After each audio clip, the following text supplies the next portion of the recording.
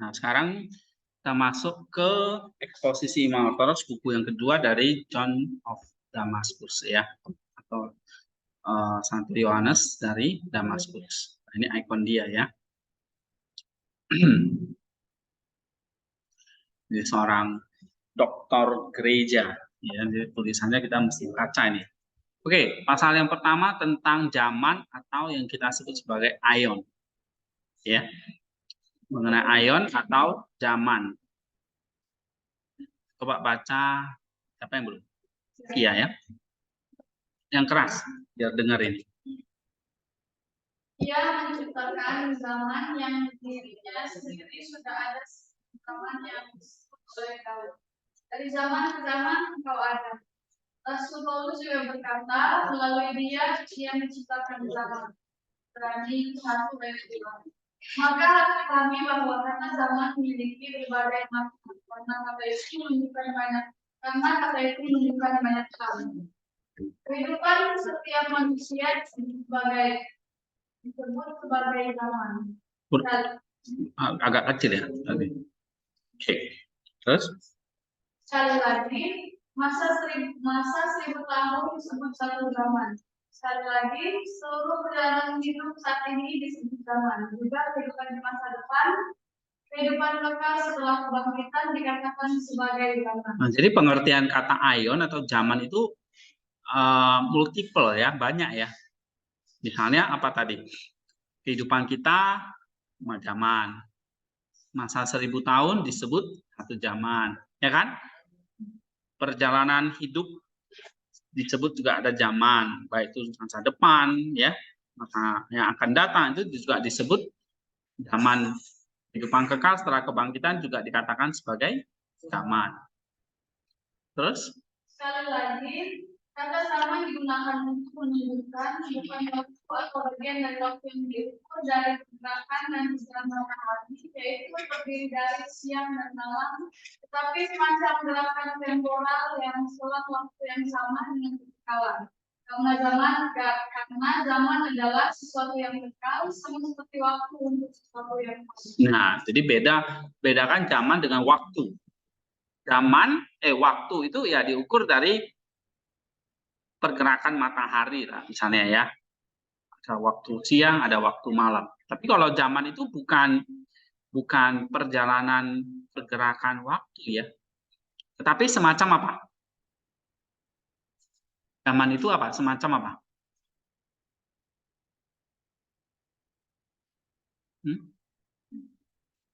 Semacam apa? Gerakan temporal ya, dan selang waktu yang sama dengan kekekalan. Jadi zaman itu kayak pergerakan kekekalan ya, pergerakan kekekalan, macam gerakan temporal ya, pergerakan kekekalan. Zaman ini adalah sesuatu yang kekal, yang abadi ya, sama seperti waktu untuk sesuatu yang fana. Oke, jadi apa istilah zaman di sini? Aion. Aion itu bukan waktu, bukan disebut sebagai waktu ya, tapi sebuah fase selang waktu, gerakan temporal yang sama dengan kekekalan. Lagi? 7 zaman dunia ini dibicarakan, yaitu sejak penciptaan langit dan bumi sampai penyempurnaan dan kebangkitan manusia secara umum. Karena ada penyempurnaan sebagian, yaitu kematian setiap orang, tapi ada juga penyempurnaan secara umum dan sempurna, yaitu ketika kebangkitan manusia secara umum terjadi.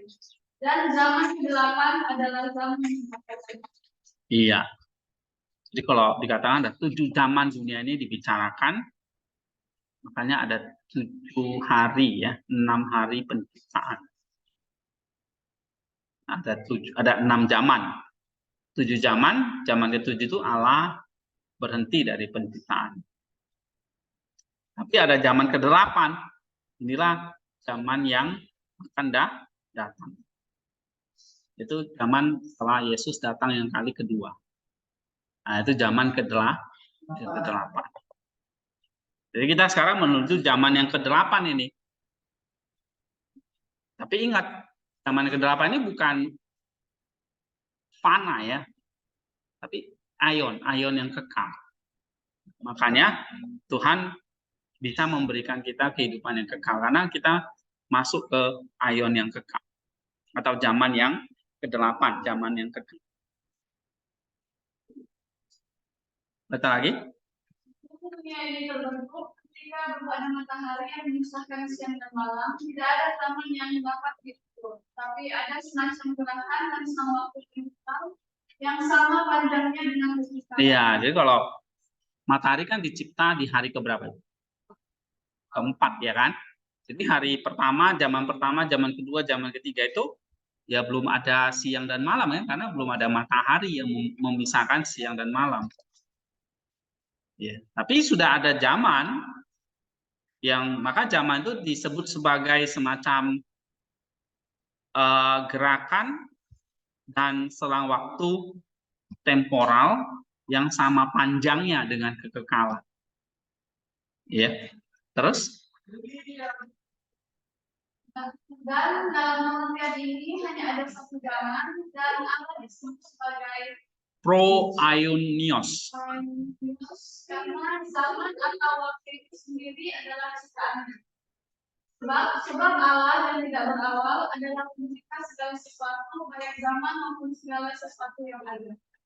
Dan ketika saya menyalahkan Allah, jelaslah bahwa yang saya maksudkan adalah Bapa dan Anak yang tunggal, Tuhan kita Yesus Kristus dan Roh-Nya yang Maha Kudus Allah kita yang Esa. Oke. Jadi kalau Allah itu adalah pro-aion, maka dia adalah pencipta zaman itu. Ya. Oke.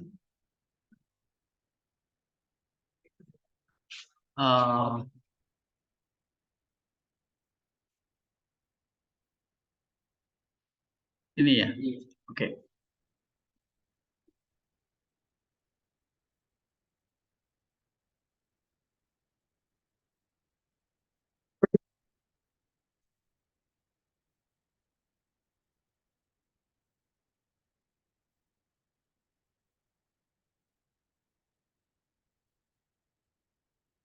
Ya, jadi di sini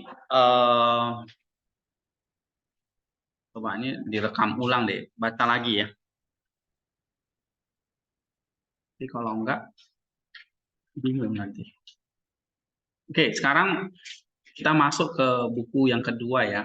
Saint Yohanes dari Damaskus tentang aion atau zaman. Nah, yang tadi kita pelajari, zaman itu bukan satu fase waktu yang fana, tetapi satu gerakan temporal yang sejalan dengan kekekalan. Jadi kalau kekekalan itu kan masa waktu yang tanpa batas ya. Jadi kalau ada gerakannya, ada selang waktunya, itulah zaman. Jadi di dalam kekekalan. Jadi aion itu sejalan dengan kekekalan itu. Ya, tapi bukan kekekalan itu sendiri. Kekekalan itu sendiri adalah Allah ya kan. Tapi ada selang-selang waktunya, itu namanya aion. Atau kekekalan atau zaman atau aion. Ya, ada 7 zaman ya. Ini sejak penciptaan langit dan bumi. Kemudian nanti ada zaman ke-8, inilah zaman kebangkitan manusia pada umumnya, ya, manusia secara umum, bukan pada umumnya. Yaitu kedatangan Kristus yang kedua nanti. Oke. Nah, zaman itu juga nggak diukur oleh waktu ya, bukan diukur oleh matahari yang misalnya siang dan malam, karena zaman itu gerakan waktu yang sama panjangnya dengan kekekalan. Nah, kalau kita bicara tentang zaman, maka kita berbicara tentang 7 zaman di dunia ini. Ya. Nah, ini dimulai dari penciptaan. Seperti apa? Coba baca, Hizkia. Tetapi kita juga berbicara tentang zaman-zaman, karena 7 zaman di dunia sekarang ini mencakup banyak zaman dalam arti kehidupan manusia. Dan satu zaman mencakup semua zaman, dan masa kini dan masa depan dikatakan sebagai zaman-zaman. Lebih jauh lagi, kekal dan hukuman yang kekal membuktikan bahwa zaman atau masa yang akan datang tidak akan pernah berakhir. Karena waktu tidak akan dihitung dengan siang dan malam, bahkan setelah kebangkitan, tetapi akan ada suatu hari tanpa malam, di mana matahari keadilan akan bersinar terang bagi orang benar. Tapi bagi orang berdosa akan ada malam yang dalam dan tak. Nah, makanya zaman itu bukan diukur dengan siang dan malamnya matahari, gitu ya. Oke, itu waktu yang dihitung dengan siang dan malamnya matahari. Tetapi nanti ada satu zaman ke-8 ini adalah tanpa ada malam lagi. Ya, akan ada satu hari tanpa malam. Ya, yaitu di mana matahari keadilan akan bersinar terang pada orang benar dan gelap bagi orang berdosa. Oke, baca lagi tentang penciptaan sekarang. Ya, baca lagi.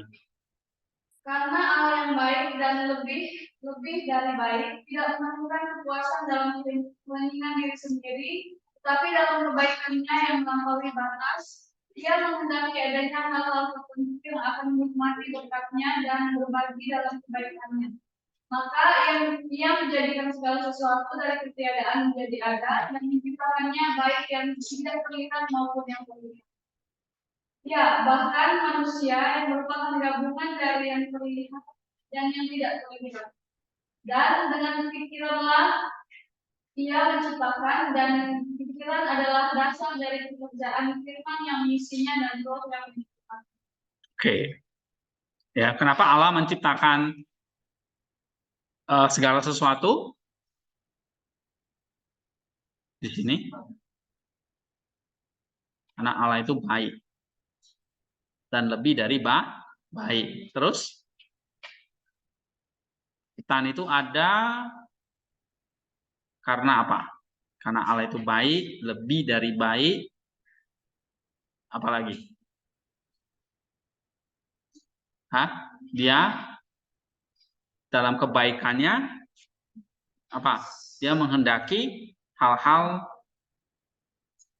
ya, maksudnya ciptaannya itu bisa menikmati berkatnya, ya, dan berbagi dalam kebaikannya. Jadi Allah yang baik itu tidak mungkin berpuas dalam keheningan dirinya sendiri. Orang yang baik itu tidak pernah puas terhadap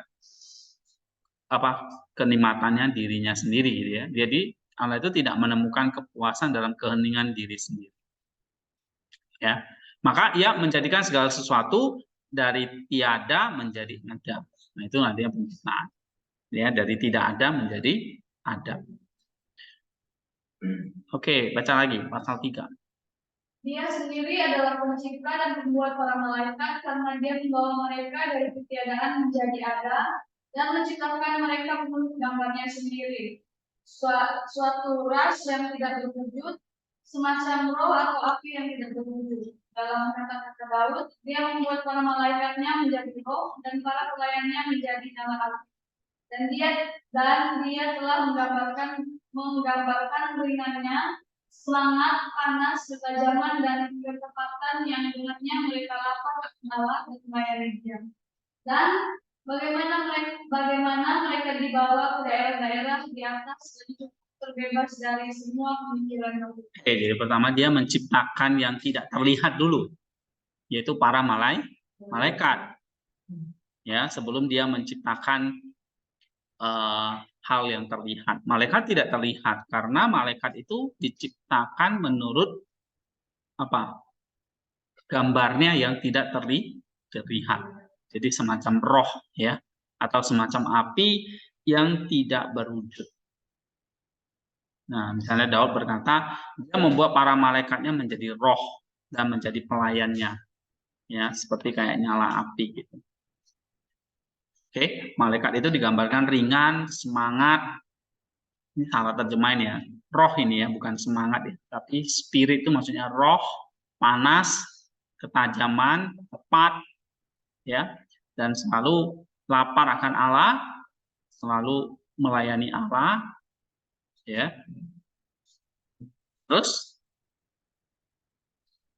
maka malaikat adalah esensi yang berintelek, jadi sesuatu intelijen yang cerdas gitu ya, yang bukan hanya punya pikiran tetapi punya intelek seperti Allah itu. Terus punya gerakan abadi, ya kan, punya kehendak bebas, tidak bertubuh, apalagi melayani Allah dan memperoleh anugerah satu kodrat. Kodrat itu maksudnya natur ya, yang kekal. Dan hanya Sang Pencipta yang mengetahui bentuk dan batas esensinya. Terus baca lagi. Tapi yang dapat kita pahami hanyalah bahwa ia tidak berbentuk dan tidak material. Karena semua yang dibandingkan dengan Allah yang tidak ada bandingannya, kita dapati menjadi padat dan material. Sebab pada kenyataannya hanya Allah yang tidak bersifat material dan tidak. Iya, walaupun misalnya di sini malaikat itu tidak berwujud, tidak bermaterial, bukan berarti dia adalah Allah gitu ya. Karena semua yang diciptakan oleh Allah itu sesuatu yang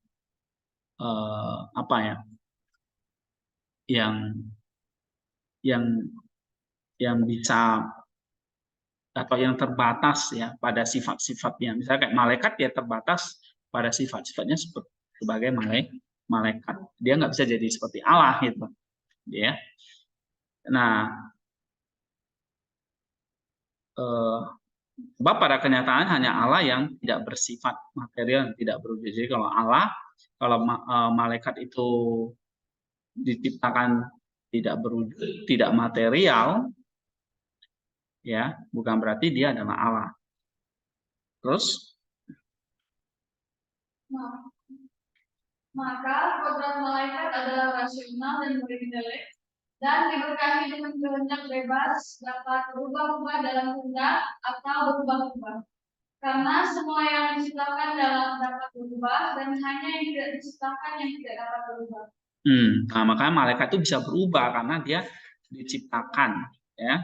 Terus juga semua yang rasional diberkahi dengan kehendak bebas, maka karena ia rasional dan berintelek, ia diberkahi dengan kehendak bebas dan karena ia diciptakan, ia dapat berubah, memiliki kekuatan untuk tetap tinggal atau berkembang dalam kebaikan atau berbalik.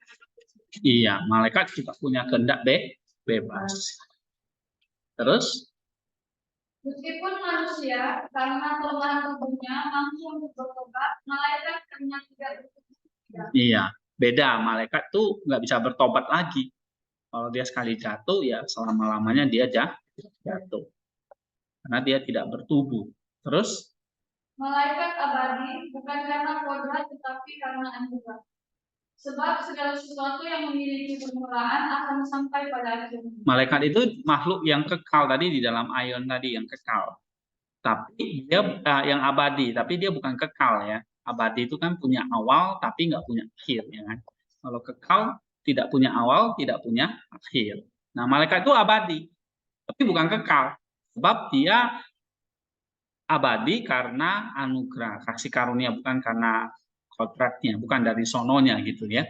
Sebab segala sesuatu yang punya permulaan akan sampai pada akhirnya, itu abadi. Tetapi hanya Allah saja yang kekal.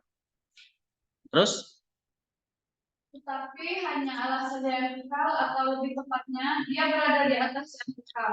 Karena dia pencipta waktu tidak berada di bawah kekuasaan waktu, tetapi melampaui waktu. Iya. Terus mereka adalah cahaya-cahaya intelek sekunder yang berasal dari cahaya utama yang tidak berawal karena mereka memiliki kuasa untuk menjalani. Mereka tidak membutuhkan lidah atau pendengaran, tetapi tanpa mengucapkan kata-kata, mereka saling mengomunikasikan pikiran-pikiran dan nasihat-nasihat mereka sendiri. Iya, mereka makhluk intelek, jadi tidak perlu kata-kata, sudah saling mengerti ya, jadi bisa telepati gitu, tanpa harus mengucapkan kata-kata. Oke, jadi berkomunikasinya lewat pikiran ke pikiran. Itu cara komunikasi intelek, malaikat. Lagi? Oleh karena Karena itu, melalui firman, semua malaikat diciptakan dan melalui pengudusan oleh Roh Kudus mereka disempurnakan. Masing-masing berbagi sesuai dengan nilai dan pangkatnya dalam terang dan Islam. Iya, jadi malaikat itu ada pangkatnya. Ya. Ada ibaratnya ada derajatnya gitu ya. Terus nanti kita lihat derajatnya seperti apa. Mereka dibatasi karena ketika mereka berada di lingkungan, mereka tidak mereka oleh alam bumi, mereka tidak tinggal di surga. Nah, dibatasi oleh tempat tadi ya. Terus mereka tidak dibatasi oleh tembok dan pintu, jeruji besi dan ya, jadi malaikat nggak bisa dikurung gitu. Ya. Karena mereka dia makhluk roh kan. Terus karena mereka tidak terbatas. Tidak terbatas, saya ulangi, karena bukan sebagaimana adanya diri mereka pada orang yang layak pada siapa Allah, mengendaki mereka tamat, tetapi dalam wujud yang telah berubah yang dapat dilihat oleh orang-orang yang melihatnya. iya. Karena hal itu sendiri secara kodrati atau natur alamiah dan sangat tidak terbatas yang tidak diciptakan. Setiap yang diciptakan dibatasi oleh Allah yang menciptakan. Ya, jadi tidak terbatas dalam pengertian energinya yang terlihat oleh orang-orang ya. Tetapi sebetulnya malaikat itu ya terbatas ya dalam pengertian karena dia ciptaan yang dibatasi oleh Allah. Jadi setiap ciptaan terkukung oleh sifat kodratinya. Malaikat ya dia punya sifat kodrati yang terbatas gitu. Misalnya tadi dia nggak bisa ada di surga dan di bumi pada saat yang sama. Nah begitu ya. Oke, baca berikutnya nih Manner. Lebih jauh lagi terlepas dari sisi mereka menerima pengurusan dari Roh melalui anugerah ilahi mereka berbuat bukan pernikahan dengan mereka abadi. Karena mereka berjalan maka mereka berada di tempat-tempat mental dan tidak dibatasi di luar ini. Karena mereka pada dasarnya juga memiliki tubuh dan tidak diperluas dalam tiga dimensi. Tetapi pada posisi manapun mereka ditempatkan bisa menjadi hadir secara direct, tidak dapat hadir dan beremeti tidak di berbagai tempat pada waktu yang sama. Nah itu keterbatasannya ya. Terus apakah mereka sama pada tingkahnya atau berbeda sama lain? Kita tidak tahu. Hanya Allah pencipta mereka yang mengetahui segala sesuatu yang tahu. Tapi mereka berada satu sama lain dalam terang dan posisi. Apakah posisi mereka tergantung pada terang mereka atau terang mereka pada posisi mereka, dan mereka memberikan terang satu sama lain karena mereka unggul satu sama lain dalam pangkat kita. Dan jelas yang lebih tinggi memberikan terang dan pengetahuannya kepada diri kita. Iya.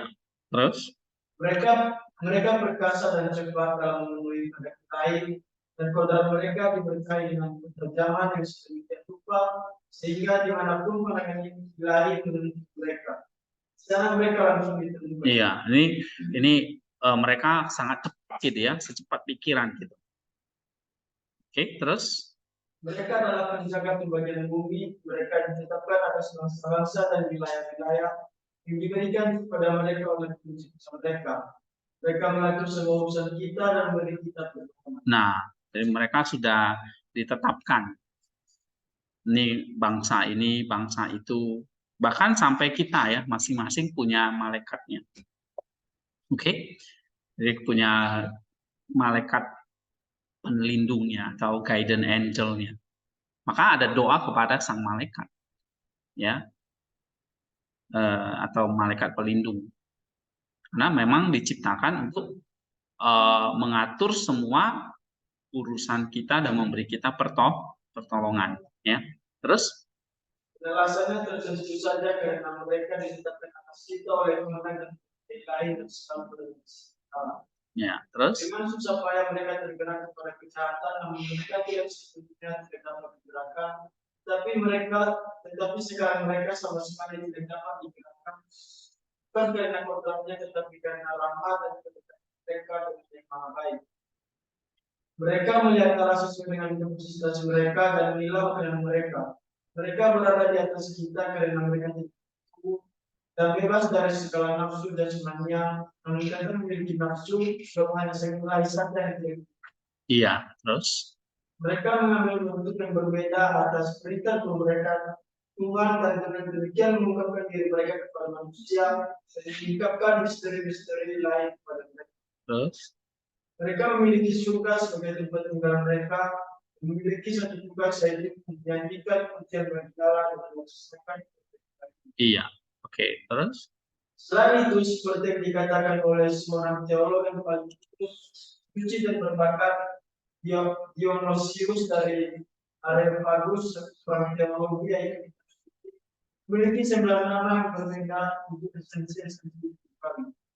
Esensi-esensi yang dikuasai lain dalam bahasa kami ini terbagi menjadi kelompok, masing-masing berisi 3. Kelompok pertama katanya terdiri dari mereka yang berada di hadirat Allah dan dikatakan langsung dan langsung menyatu dengannya, yaitu serafim dengan 6 sayap mereka. Kerubim bermata banyak dan mereka di singgasana. suci. Oke, jadi ada 9 pangkat ya, ada 9 derajat dari malaikat itu dibagi menjadi 3 kelompok. Ya, kelompok yang paling tinggi atau kelompok yang pertama itu yang paling dekat dengan Allah. Dikatakan langsung menyatu dengannya. Jadi, itu paling tinggi serafim, 6 sayap, kerubim bermata banyak, dan singgasana. Ya, disebut singgasana atau bahasa lainnya mungkin tahtah ya kan, singgasana atau tahta yang kudus. Nah, kelompok yang kedua adalah kerajaan. Ini banyak ya, para kerajaan, para kekuasaan, dan para penguasa. Nah, ini kelompok yang kedua. Ya, apa saja kerajaan, kekuasaan, dan penguasa. Kelompok yang ketiga, ini yang lebih bawah lagi, ada para pemerintah, lalu ada para malaikat agung, dan para malaikat biasa. Ya, ini ada 9 ya. Jadi urutannya harus dihafal ini. Serafim, kerubim, tahta, ya kan? Atau singgasana. Habis itu kerajaan, kekuasaan, dan penguasa. Habis itu pemerintah, agung, malaikat. Kamu jangan angguk-angguk tapi nggak ngerti, ya? Apa? 9 kelompok itu, 9 jenis malaikat. Serafim, kerubim, singgasana. Oke, terus? Kerajaan, kekuasaan, penguasa. Kelompok ketiga, pemerintah, malaikat agung, malaikat. Itu harus dihafal 3. 9 urutan itu ya. Ini sebenarnya ada di dalam kitab suci juga ya. Misalnya kamu bisa baca di dalam Kolose dan Efesus ya.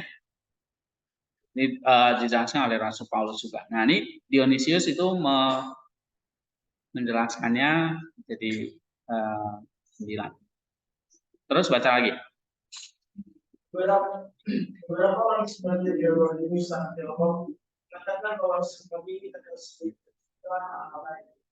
kita berpikir bahwa mereka kami adalah yang pertama dan berpikir adalah fungsi mereka. Yang lain sekali lagi berpendapat bahwa mereka diciptakan setelah yang pertama diciptakan. Tetapi semua sepakat bahwa itu terjadi sebelum diciptakan. Bagi saya sendiri, saya selaras dengan karena juga sepantasnya sentimental yang dirasakan dan diri di dalam keberadaannya keberbahagiaan. Iya, apakah diciptakan pada saat langit pertama diciptakan atau sebelumnya? Tapi intinya adalah dikatakan di sini yang tidak terlihat atau yang mental dulu yang diciptakan, baru sesuatu yang material seperti matahari, manusia ya. Gitu. Terus? Tapi mereka mengatakan bahwa para malaikat dalam merupakan mereka. Karena mereka dalam makhluk, maka mereka bukanlah pencipta. Tapi dia yang menciptakan, yang memelihara dan terus segala sesuatu adalah Allah. Kita diciptakan, yang dipuji dan dimuliakan di dalam apa dan sangat dan Roh Kudus. Iya. Sekarang pasal 4 tentang iblis dan roh-roh jahat. Coba baca Fitri. Pasal 4 tentang iblis dan roh-roh jahat. Ia yang dari antara kuasa-kuasa malaikat itu ditetapkan atas alam duniawi, dan yang ke dalam tangannya Allah mempercayakan penjagaan atas bumi. Tidak diciptakan secara kodratif menjadi jahat melainkan baik, dan diciptakan tujuan-tujuan yang baik, dan tidak menerima sedikit pun dari penciptanya sesuatu yang jahat dari dirinya sendiri. Tetapi ia tidak mempertahankan kecemerlangan dan kehormatan yang telah dianugerahkan oleh Sang Pencipta kepadanya. Dan atas pilihannya yang bebas, ia berubah dari apa yang selaras dengan kodratnya menjadi apa yang bertentangan dengan kodratnya, dan menjadi bangkit melawan Allah yang telah menciptakannya serta berdekat untuk bangkit memberontak terhadapnya. Dan dialah yang pertama kali menyimpang dari yang baik dan menjadi jahat. Karena kejahatan tidak lain dalam ketiadaan kebaikan. Sama seperti kegelapan juga tidak lain adalah ketiadaan terang ya. Ketiadaan cahaya. Sebab kebaikannya adalah cahaya pikiran, dan demikian pula kejahatan adalah kegelapan pikiran. Maka dikatakan iblis yang jatuh itu adalah malaikat yang gelap. Ya, karena Allah nggak menciptakan kegelapan. Tapi kok ada kegelapan? Apakah apakah itu kegelapan itu dari Adam menjadi gelap, atau yang tidak ada menjadi terang, atau tidak ada menjadi gelap? Yang tidak ada menjadi terang, ya kan? Gitu. Bukan gelap jadi terang gitu loh. Gelap itu sebenarnya nggak ada. Ya. Jadi jangan salah, gelap itu bukan esensi. Atau gelap itu bukan keberadaan. Tapi gelap itu ketiadaan terang. Seperti kayak kebaikan ketiadaan, kejahatan itu ketiadaan yang baik. Ya kan? Nah, kegelapan ketiadaan cahaya. Gitu. Jadi kegelapan bukan diciptakan. Karena dia bukan esensi. Segala sesuatu yang diciptakan ada esensinya, ya kan? Kayu ini esensinya apa? Materi, ya kan? Padat esensinya. Gelap nggak ada esensinya, dia cuma absennya terang itu. Nah, terang itu esensi karena diciptakan. Allah menciptakan terang. Paham nggak? Ya. Tapi kok ada gelap? Bukan berarti gelap itu diciptakan Allah, karena gelap itu ketiadaan terang. Nah, kenapa kok bisa terangnya redup? Kok bisa terangnya hilang atau redup atau tidak ada terang? Karena tadi di sini dikatakan apa?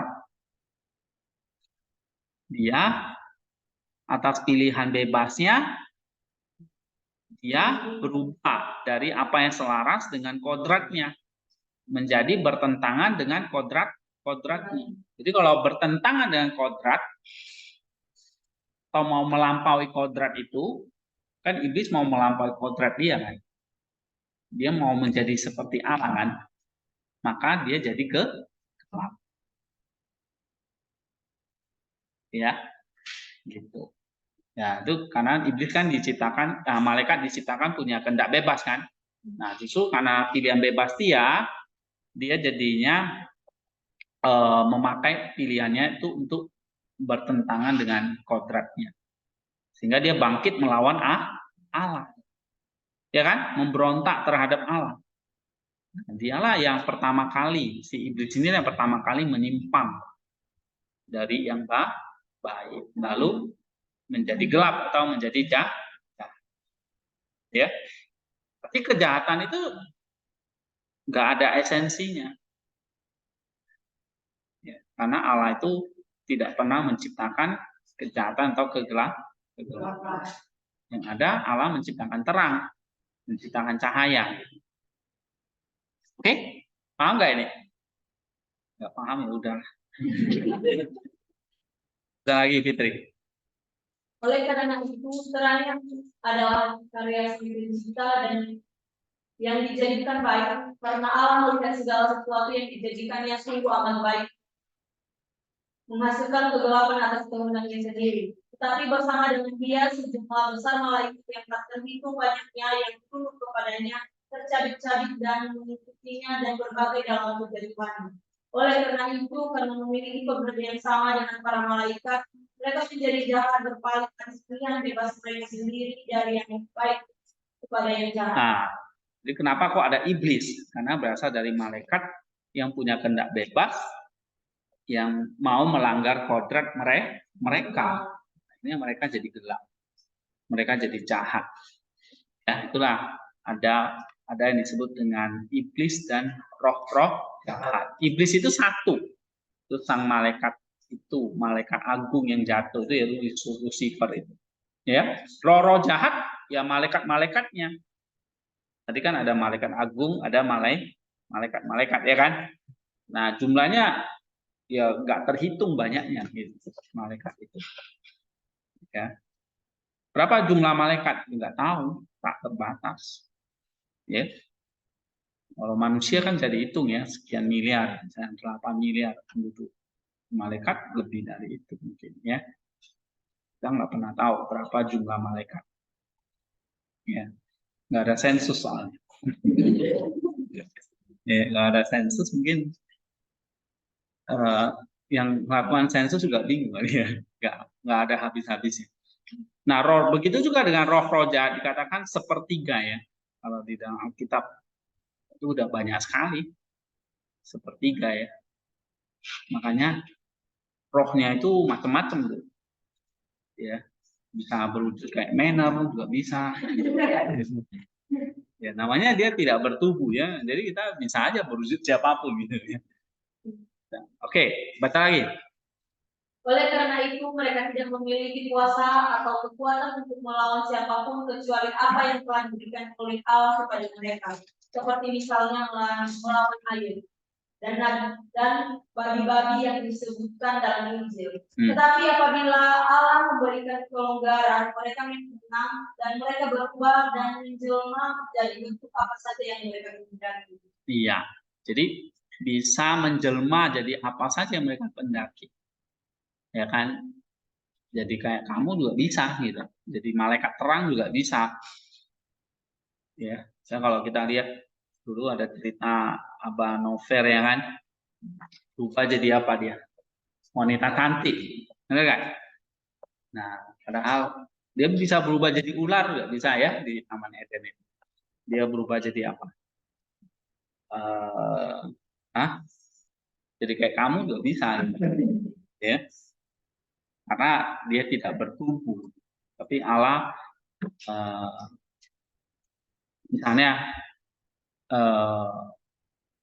Markus tadi ya, dia bisa masuk ke dalam babi-babi. Gitu. Oke, Injil Markus 5 ayat 13, coba baca deh. 5 ayat 13.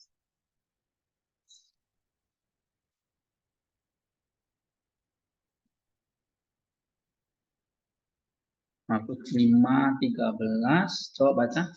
Itu melakukan perintah mereka. Lalu keluarlah roh jahat itu dan memasuki babi-babi itu. Orang babi yang kira-kira 2000 banyak itu terjun dari tepi tulang ke dalam danau dan mati masih dalamnya. Iya, jadi dia bisa merasuki binatang, manusia, ya. Karena ya dia bisa mengambil apa ya, bentuk apa aja gitu, ya, dan bisa melawan siapapun, bahkan Allah sendiri, ya. Apalagi cuma lawan kita gitu ya, gampang sekali. Oke, baca lagi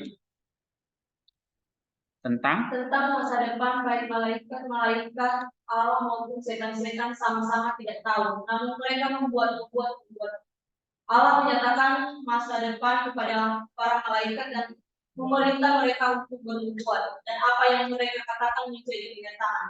Tetapi setan-setan juga membuat kadang-kadang karena mereka melihat apa yang terjadi dari kejauhan. Dan kadang-kadang hanya menebak-nebak. Oleh karena itu banyak yang mereka katakan adalah salah dan tidak boleh dipercaya. Meskipun mereka sering mengatakan yang benar, apa yang benar seperti yang Tuhan katakan, mereka mengatakan apa yang benar. Selain itu mereka minta. Iya. Malaikat ini kan kalau kita lihat apa ya, juga bisa bernubuat, ya kan, bisa tahu masa depan. Tapi dia sebetulnya tebak-tebak, ya. Dia hanya nebak-nebak aja. Tapi kita banyak yang percaya kan, misalnya kamu misalnya pergi ke dukun, ya kan, tanya masa depanmu, jodohmu, ya. Nah, itu tebak-tebak sebetulnya. Jadi tidak boleh dipercaya. Tapi mereka juga sering mengatakan yang benar karena mereka juga tahu yang benar. Ya, mereka tahu yang benar, cuma sering ngomong yang salah. Ya, bukan nggak tahu kebenaran, tahu. Bahkan mereka tahu kitab suci. Oke, kenapa kok disebut bapak segala dusta? Ya, karena dia tahu kebenaran, cuma dia nggak mau ngomong. Nah, gitu ya. Terus Maka semua kejahatan dan semua nafsu yang tidak murni adalah pekerjaan pikiran mereka. Tetapi meskipun kebebasan untuk menyerang manusia telah diberikan kepada mereka, mereka tidak memiliki kekuatan kuasa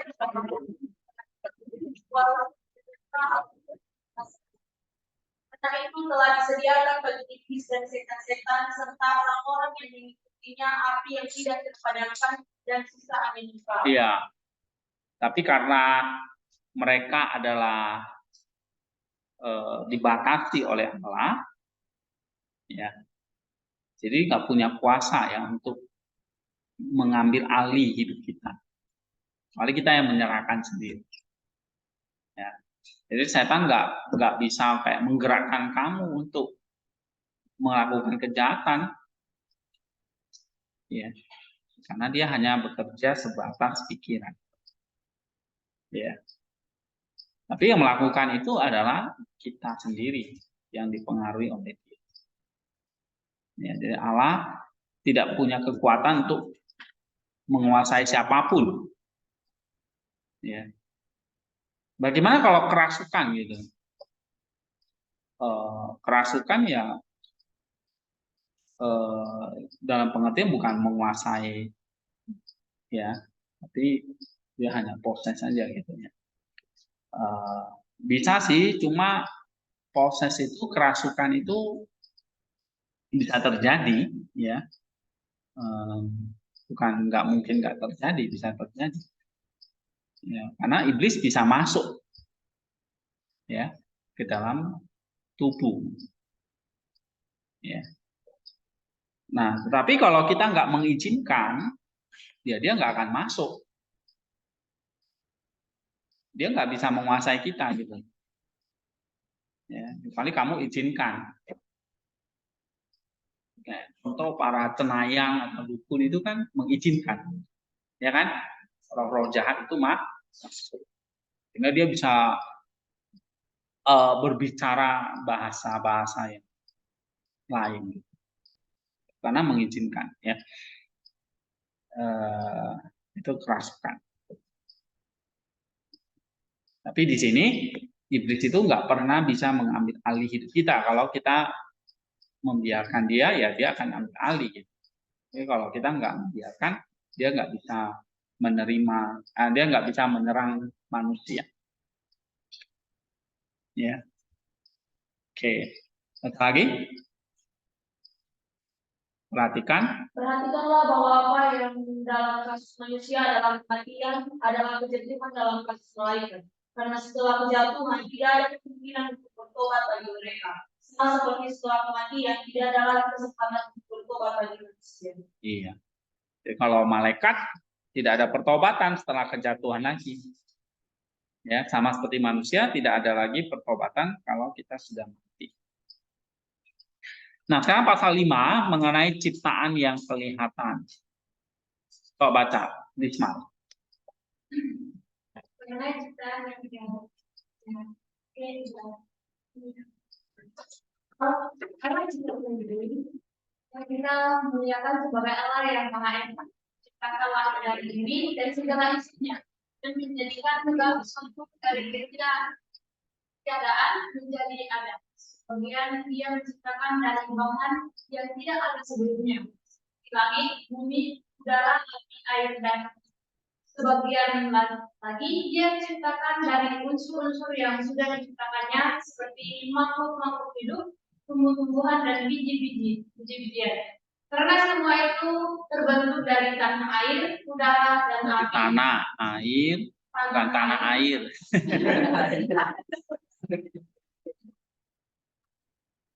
Tanah air, atas kehendak Oke, ya bacanya biasa aja, nggak usah dikejar oleh si iblis ya. Oke, ini sekarang ciptaan yang kelihatan. Jadi malaikat yang tidak kelihatan ya. Apa saja ciptaan yang kelihatan itu? Langit, ya itu kelihatan. Terus bumi dan segala isinya itu yang kelihatan. Ya, jadi langit, bumi dan segala isinya termasuk manusia tadi. Nah sekarang tentang langit dulu, coba baca lagi. Langit adalah keliling dari segala sesuatu yang diciptakan, baik yang terlihat maupun yang tidak terlihat. Karena di dalam batasnya tercakup dan ditandai kemampuan mental para malaikat dan seluruh dunia indera. Tetapi ilahi sendiri tidak terbatas, memenuhi segala sesuatu dan mengelilingi segala sesuatu dan membatasi segala sesuatu karena dia berada di atas segala sesuatu dan telah menciptakan segala sesuatu. Iya. Jadi langit itu apa? Keliling dari segala sesuatu yang diciptakan. Ya kan? Baik yang terlihat kan, yang tidak. Jadi ada langit yang terlihat dan langit para malaikat yang tidak terlihat. Alam yang terlihat atau alam yang tidak terlihat. Ya, sehingga ada alam indera, ada alam malaikat, alam mental atau langit mental dan langit yang terlihat terindra gitu ya. Oke. Terus baca lagi. Oleh karena itu, kita suci berbicara tentang langit dan langit di atas langit dan langit-langit di atas langit-langit, dan Paulus yang diberkati mengatakan bahwa ia terangkat ke langit yang ketiga. Maka kita dapat berkata bahwa dalam Kosmogoni dalam alam semesta, kita menerima penciptaan langit yang oleh para filsuf asing yang mengambil pandangan Musa disebut sebagai pola tak berpindah. Ya, jadi pertama langit ada langit, lalu ada langit di atas langit, lalu ada lagi langit-langit di atas langit-langit. Nah, gitu. Ya. Seperti Paulus pernah mengatakan dia pernah terangkat ke langit yang ketiga. Nah, berarti ada langit di atas langit lagi kan? Ada langit yang ketiga. Ya. Nah, kalau Musa dalam kejadian ini, ya, misalnya pada mulanya Allah menciptakan langit dan bumi. Ini langit disebut sebagai pada Musa ini ya, disebut sebagai bola tak berbintang. Ya, tapi lebih jauh lagi Allah menyebut cakrawala. Ya, bola tak berbintang, tapi cakrawala juga disebut sebagai langit. Coba baca Kejadian 1 ayat 8. Kejadian 1 ayat 8. Allah menamai cakrawala itu langit, dan petang menjadi lagi belahan. Iya, ada cakrawala kan? Itu juga disebut apa? Langit. Ya. Yang dia perintahkan untuk berada di tengah-tengah air. Jadi cakrawala itu ada di tengah-tengah air. Lalu memisahkan air yang ada di atas cakrawala dari air yang ada di bawah cakrawala. Jadi cakrawala itu memisahkan ada air yang di atas dan air yang di bawah cakrawala. Ya. Baca lagi, Isma. Dalam naturnya, Dan naturnya menurut Basilius Agung yang berpengalaman dalam misteri-misteri kitab suci langit, halus seperti asap. Namun yang lain berpendapat bahwa ia bersifat air karena ia berada di tengah-tengah air. Yang lain mengatakan bahwa ia tersusun dari 4 elemen, dan yang terakhir, yang lain mengatakan bahwa ia adalah tubuh kelima yang berbeda dari 4 elemen. iya, ini kalau menurut Basilius, cakrawala itu halus seperti asap. Jadi ada yang mengatakan cakrawala itu kayak bersifat air ya, atau dia punya 4 unsur. Atau yang mengatakan itu seperti tubuh kelima yang berbeda dari 4 elemen. Oke, coba baca Eka. Lebih jauh lagi ada yang berpendapat bahwa langit memiliki alam semesta dan bentuk bola, dan di mana-mana yang berbentuk dan pusat ruangan yang dimilikinya merupakan bagian terendah, dan lebih jauh lagi benda-benda yang ringan dan lapangan ditempatkan oleh pencipta di bagian atas, dan benda yang berat dan turun menempati bagian bawah, yakni bagian tengah. Ya, jadi langit itu berbentuk seperti bola. Kamu memandang langit ini ya, pas langit seperti bola gitu ya. Tapi kita nggak tahu titik tertingginya di mana, ya, bagian terendahnya di mana. Ya pokoknya dia seperti lapang aja gitu, ya kan? Benda-benda ringan dan lapang gitu, yang dikatakan di sini, yang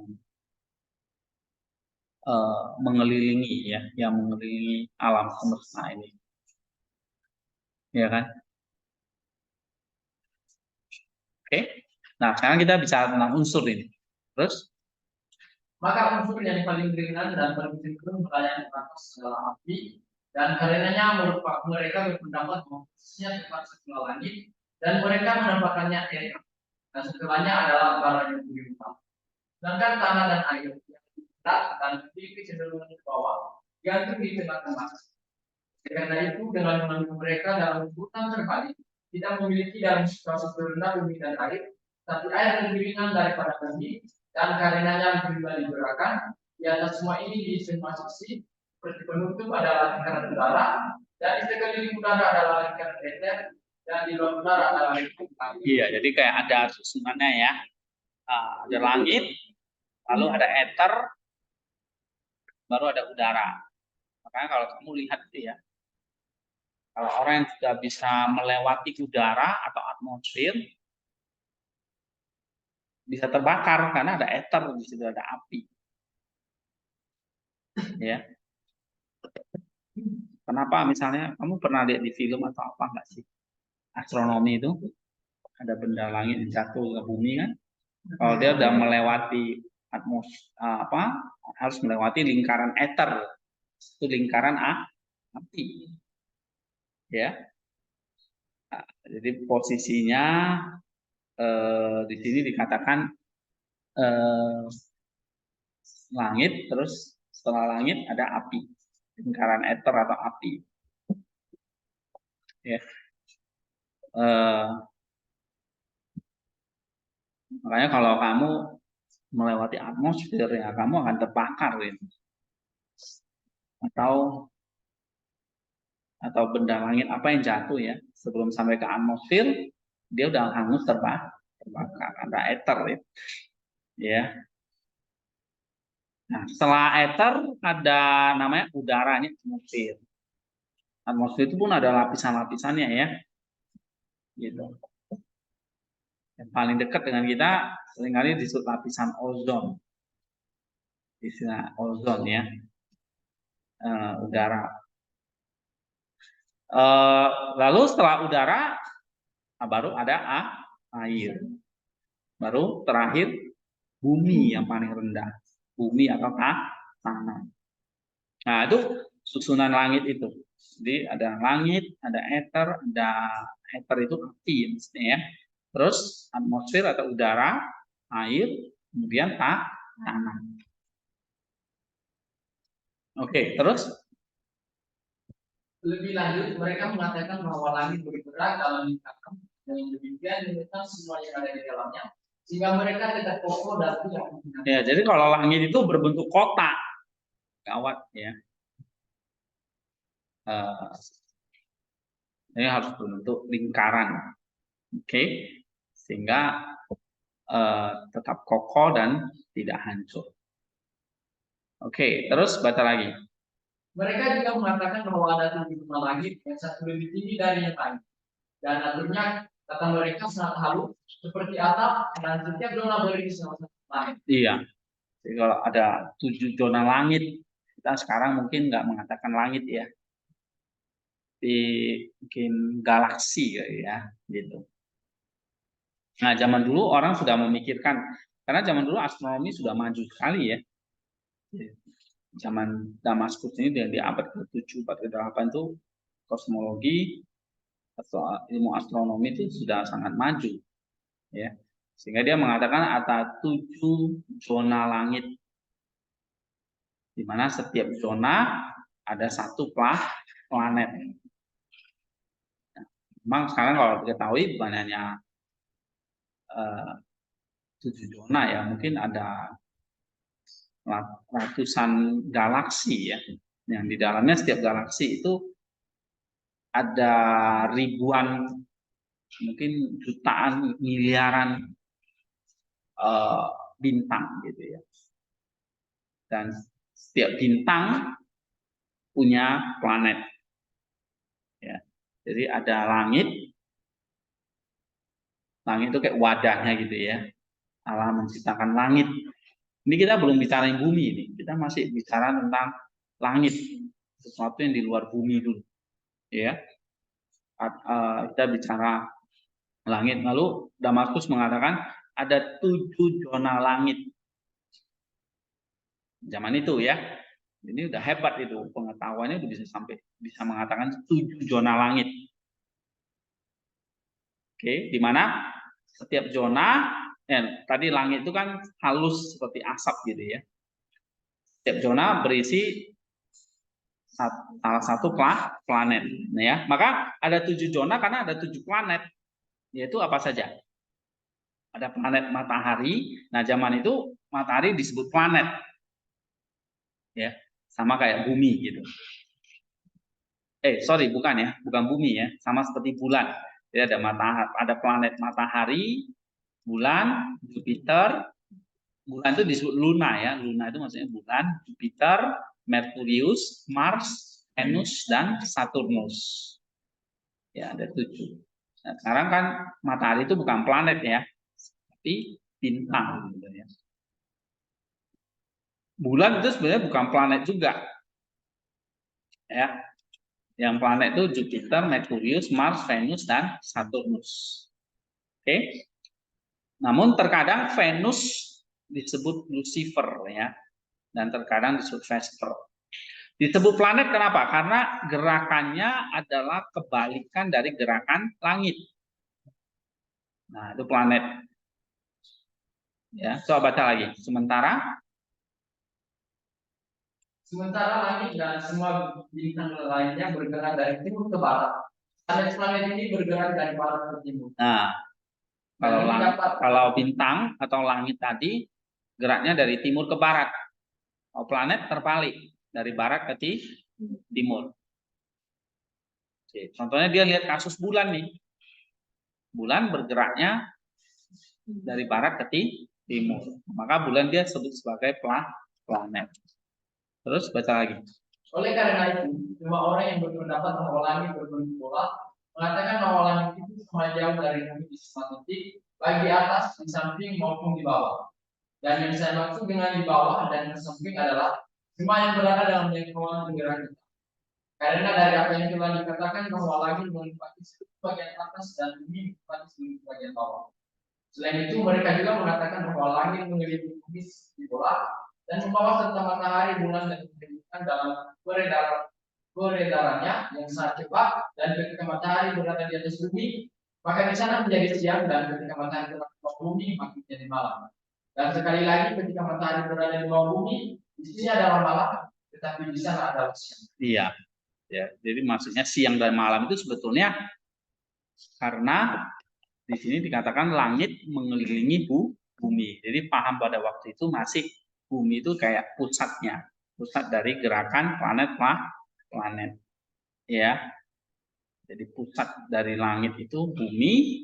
Nah, langit itu membawa matahari, bulan, bintang-bintang mengelilingi bumi. Nah, sekarang direvisi ya, bumi yang mengelilingi, ya bukan bumi yang dikelilingi ya, tetapi matahari ya. Tetapi ya kita bisa maklumi karena zaman itu kan belum ada secanggih sekarang enggak ya. Tapi paling tidak pendapat John Damaskus ini sudah tinggi sekali ya. Dia bisa mengatakan langit mengelilingi bumi seperti bola. Ya kan? Dia bisa menjelaskan kenapa bumi itu jadi malam, kenapa jadi siang. Karena tadi matahari tadi. Ya. Terus baca lagi. Ada juga yang membayangkan langit sebagai sebuah belahan bumi. Gagasan ini dikemukakan oleh kata laut, Nur bagi Allah yang tadi seperti tirai. Yang dengan jelas yang maksudnya sebagai kemah dan oleh kata saya yang berkati yang telah menegakkan langit seperti benteng, Yesaya 22, dan juga karena ketika matahari, bulan dan bintang terbenam, mereka mengelilingi bumi dari barat ke utara dan dengan demikian mencapai kembali ke bumi. Namun entah dengan cara ini atau itu, segala sesuatu telah dibuat dan ditetapkan oleh pemerintah ilahi dan memiliki kewenangan dan nasihat ilahi seperti nasihat yang tidak dapat digerakkan. Sebab Dia sendiri yang berfirman dan semuanya itu tadi, Dia sendiri yang memerintahkan dan mereka diciptakan. Dia juga telah menetapkannya untuk selama-lamanya. Dia telah membuat ketetapan yang tidak akan berlalu. Oke. Langit ini seperti masih pusatnya kepada bumi ya. Mereka mengelilingi bumi, itu dikatakan ya. Oke, terus? Maka langit di atas bumi adalah langit pertama yang berada langit di atas langit. Tadi ada langit ya, ada langit. Sekarang ada langit di atas langit. Apa itu? Baca. Jadi di sini kita memiliki dua langit. Karena Allah memiliki cakrawala sebagai langit. Kejadian 1 ayat 8. Dan sesudah menjadi kebiasaan dalam hidup dapat juga sebagai langit. Nah, sekarang gini, ada langit tadi yang tadi pola itu ya, berbentuk seperti apa tadi? Berbentuk bola ya, atau 7 zona langit ini tadi ya. Ada 7 zona langit yang di dalamnya ada planet tadi. Nah, sekarang kita bukan bicara langit yang itu nih. Ya. Bukan 7 zona langit lagi, tapi kita sekarang baca istilah langit di atas langit nih. Berarti ada langit-langit lagi. Ya, tapi bukan langit yang seperti bola tadi. Ini langit yang ada di bawah bumi. Ya. Nah, langit yang pertama ini disebut cakrawala. Cakrawala sebetulnya disebut langit, gitu ya. Tapi bukan 7 zona langit tadi. Oke? Nah, yang pertama adalah cakrawala. Cakrawala disebut langit dalam Kejadian 1 ayat 8. Coba baca. Kejadian 1 ayat 8 tadi. Lalu Allah menamai cakrawala itu langit, jadilah petang dan jadilah pagi, itulah hari. Iya, cakrawala itu juga sebagai langit, tapi bukan langit tadi yang 7 zona yang berbentuk bola itu tadi. Ya. Oke, kalau kita sekarang mungkin kita ngomongnya itu galaksi lah ya. Oke. Nah, sekarang kita ngomongnya cakrawala. Coba baca lagi. Dan sudah Dan sudah menjadi kebiasaan dalam kitab suci Ibrani menyebut udara juga sebagai langit. Nah, udara juga sebagai langit. Atau atmosfer ya kan. Terus Kita melihatnya di atas kitab. Jila dia katanya hai burung-burung yang kasar yang berarti udara, karena udara dan bukan langitlah yang menjadi tempat burung terbang. Jadi di sini kita memiliki 3 langit seperti yang dikatakan oleh Rasul Paulus 2 Korintus 12 ayat 2. nah, coba baca 2 Korintus 12 ayat 2. Ada langit ketiga nih, langit di atas langit ini. Coba baca 2 Korintus 12 ayat 2. Kamu tahu bahwa pada waktu kami mengeksekusi kebenaran, kamu tak berpikir ditarik kepada kebenaran lain. 2 Korintus 12 ayat 2. Aku tahu tentang seorang Kristen 14 tahun yang lampau tentang di dalam tubuh. Aku tidak tahu tentang di luar tubuh. Aku tidak tahu. Allah yang memanggilnya, orang itu tiba-tiba diangkat ke tingkat yang ketiga dari surga. Ya, ke tingkat 3 dari langit gitu maksudnya, bukan dari surga ya. Ada langit ketiga.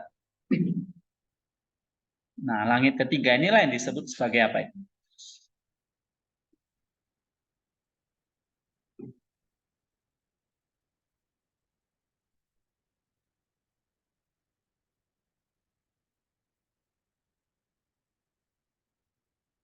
Ya, ada cakrawala, ada atmosfer, dan ada langit yang ketiga. Ya, oke, coba kita baca lagi. Tetapi jika kamu mau memandang ketujuh bagian itu sebagai 7 langit, hal itu tidak mengurangi kebenaran firman. Karena sudah menjadi kebiasaan dalam bahasa Ibrani untuk berbicara tentang langit dalam kiamat, yaitu sebagai langit. Dan ketika orang Ibrani ini mengatakan langit di atas langit, dia biasanya mengatakan langit di atas langit, dan ini jelas berarti langit di atas langit yang ada di atas cakrawala. Oke, itu satu. Terus dan air yang ada di atas langit. Ada lagi kan tadi cakrawala, di atas cakrawala itu ada air lagi, itu juga disebut langit. Terus apakah itu udara dan cakrawala? Terus atau ketujuh bagian cakrawala atau cakrawala itu sendiri yang dikatakan dalam jamak sebagai langit untuk kebiasaan orang. Ya, jadi Paulus itu memakai jamak ya. Ada langit di atas langit. Ya, maksudnya langit di atas langit. Ini biasanya dia mengatakan langit-langit di atas langit-langit. Ya. Jadi kalau orang Ibrani biasanya memakai jamak tentang langit. Gitu. Nah, sehingga yang dimaksud Rasul Paulus ini langit yang ketiga ini langit yang bisa dikatakan langit yang di atas cakrawala. Jadi bukan surga itu ada tingkat-tingkatnya gitu ya. Ini banyak orang salah memahami 2 Korintus 12 ayat 2 ini. Ya. Jadi bukan bicara tentang surga ya, tapi ini bicara tentang langit. Apakah itu langit atau langit di atas langit atau langit-langit di atas langit-langit. Nah, ya. Jadi kalau langit di atas langit, ya langit di atas langit itu berarti ada cakrawala, ada air yang ada di atas langit, ya kan? Terus ada udara, ada atmosfer, gitu. Atau bisa 7 zona langit tadi. 7 zona langit tadi, tadi ya, yang berbentuk bola itu. Atau yang dimaksud Rasul Paulus di sini langit yang ketiga itu ya cakrawala itu sendiri. Ya, jadi ada banyak interpretasi ya. Bisa mengatakan itu cakrawala atau itu air yang di atas cakrawala ataukah itu udara yang di atas cakrawala. Ya. Nah, makanya Paulus memakai jamak di sini. Karena memang kebiasaan orang Ibrani menyebut langit itu nggak pernah tunggal. Karena langit itu banyak. Maka disebut langit-langit. Langit-langit itu jamak. Tapi langit-langit itu ada lagi di atasnya. Langit-langit lagi. Nah, itulah 7 zona langit tadi itu. Ya. Oke. Baca lagi. Maka segala sesuatu yang telah ada menurut pada kerusakan sesuai dengan beratnya, sehingga langit pun dapat rusak. Iya. Tetapi oleh kasih karunia Allah, langit dipelihara dan dipertahankan. Akan tetapi hanya Allah yang pada hakikatnya tidak berawal dan berkekal. Oleh karena itu dikatakan, mereka akan binasa tetapi tetap ada, tetapi langit tidak akan musnah sama sekali. Sebab semuanya itu akan menjadi tua dan akan menjadi kualitas penduduk dan akan diganti dan akan ada langit yang baru dan bumi yang baru. Iya. Akan langit yang baru dan bumi yang baru. Terus untuk sebagian besar, langit lebih besar daripada bumi, tapi kita tidak perlu menyelidiki esensi dari langit karena itu berada di bawah. ya, terus Janganlah kita mengira bahwa langit atau benda-bendanya di kehidupan, karena mereka adalah benda mati dan tidak bernyawa. Sehingga ketika kita suci berkata, biarlah langit bersukacita dan bumi bergembira, yang diundang bersukacita adalah para malaikat di surga dan manusia di bumi. Iya, jadi langit dan bumi itu, langit itu benda mati gitu ya, tidak bernyawa. Kan diundang langit bersukacita itu maksudnya para malaikat, bumi bersukacita maksudnya manusia, ya. Terus Karena kitab suci akrab dengan kiasan dan tidak ada bicara tentang benda mati seolah-olah menjadi hidup, misalnya laut melihatnya dan melarikan diri, sungai Yordan dipukul mundur, dan lagi, apakah yang membuatmu sakit, hai laut, sehingga engkau melarikan diri, hai Yordan, sehingga engkau dipukul mundur? Gunung-gunung juga dan bukit dipilih hanya alasan mereka melompat dengan cara yang sama, seperti yang biasa kita katakan, kota itu berkumpul bersama padahal yang kita maksud bukan bangunannya. Tetapi penduduk kota itu. Sekali lagi langit menyatakan kemuliaan Allah, tidak berarti bahwa mereka mengeluarkan suara yang dapat didengar oleh telinga jasmani, tetapi dari kebesaran mereka sendiri mereka membawa ke dalam pikiran-pikiran kita kekuatan Sang Pencipta, dan ketika kita merenungkan tingkahnya, kita memuji Pencipta sebagai pengrajin utama. Iya. Oke. Kita akan sambung lagi ya. Pasal 7 tentang cahaya, api, benda-benda langit, matahari, bulan, dan bintang. Nah, ini dibahas oleh Damaskus juga. Oke, minggu depan kita sambung ya. Ini masih tentang penciptaan. Tadi tentang langit, sekarang benda-benda langitnya ini. Apa yang ada di dalam langit itu, ya. Seperti matahari, bulan, bintang. Langit itu kan wadahnya tadi. Nah, tapi yang ada di dalam langit itu ada benda-benda langitnya, ada mataharinya, ada bulannya, ada bintangnya. Oke, sampai di sini dulu, kita bahas lagi minggu depan. Ya ini sampai nanti pasal berapa itu masih bahas tentang ini ya, penciptaan ya. Jadi kalian bisa baca sampai ya, pasal 30 ya.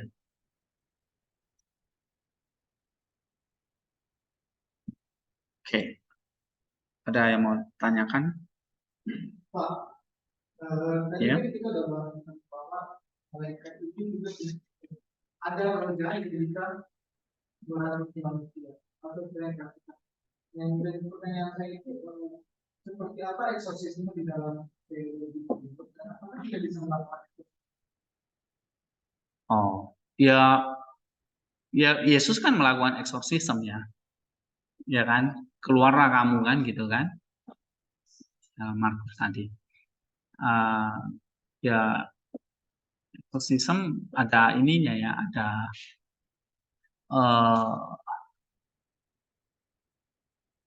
ada doa-doanya sebetulnya ya.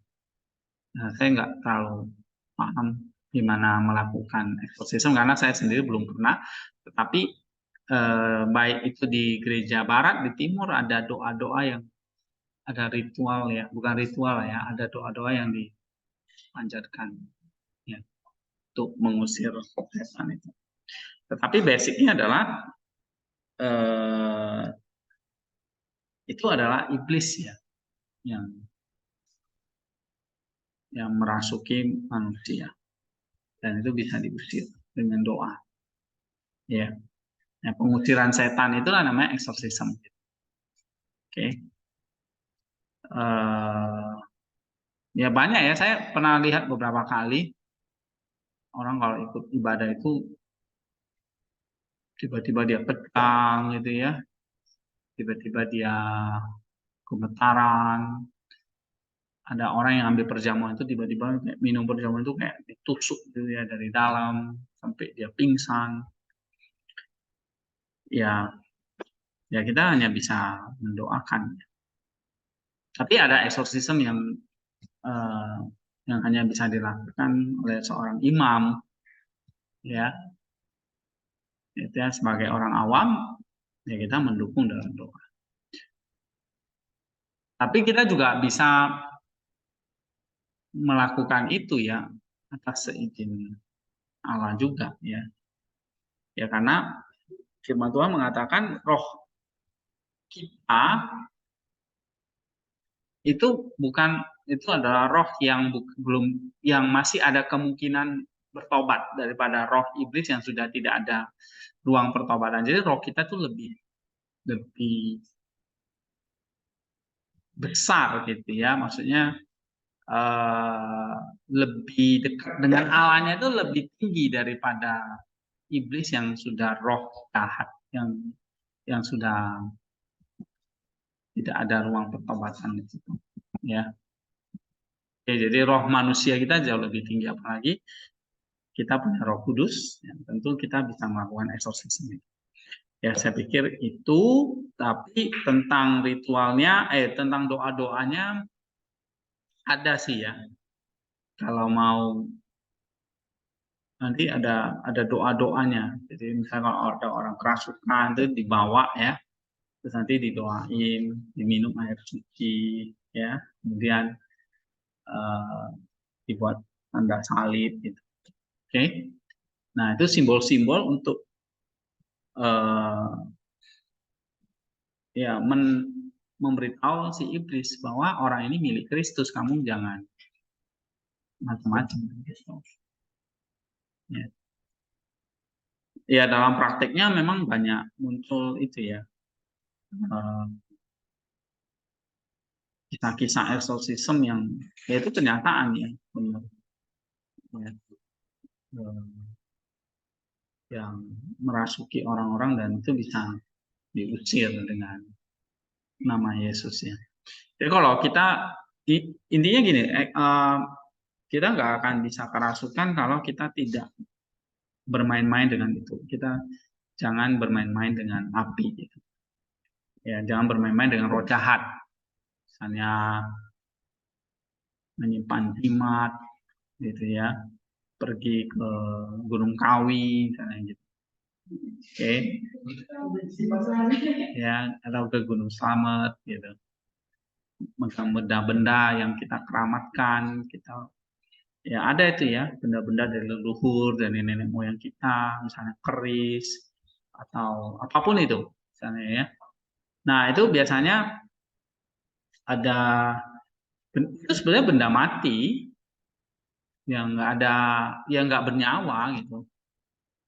Cuma iblis memakai itu untuk menipu bahwa benda itu katanya punya sakti.